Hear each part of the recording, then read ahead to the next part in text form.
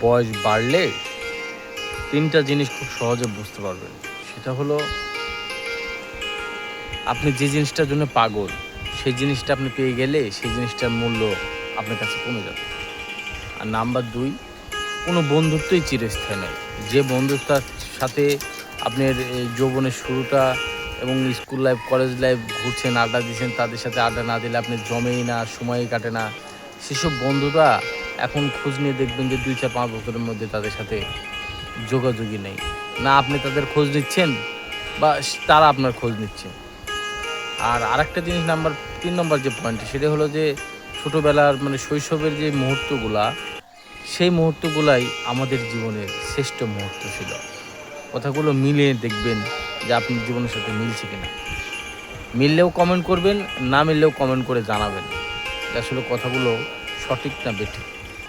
ধন্যবাদ।